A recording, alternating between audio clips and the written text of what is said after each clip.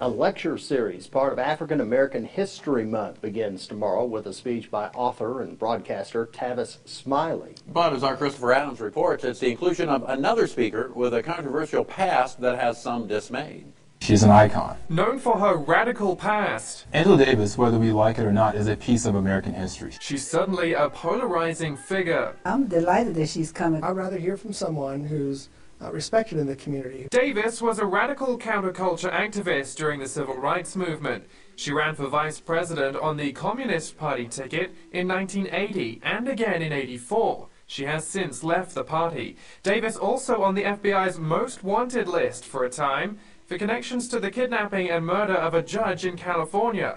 After a trial, she was set free. She wasn't a crook, a criminal. She didn't do anything for her to go to prison for.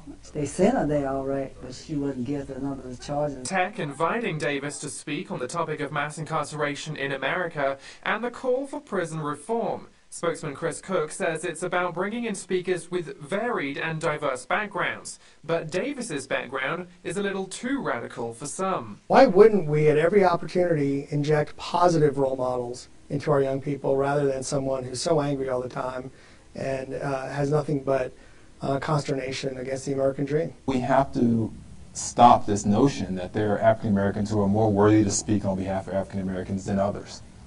And that notion is a dangerous slippery slope, because we'll get to the idea that some people have voices that need to be muted. Now, Tech College Republicans are starting a petition to remove Davis from the list of speakers. What concerns us is the fact that she was on the FBI's 10 Most Wanted some time ago, and she's a very radical communist, a view that doesn't really resonate with anyone at Texas Tech. But others say, radical or not, Davis deserves the right to speak. I thought that as Americans we're champions of free speech.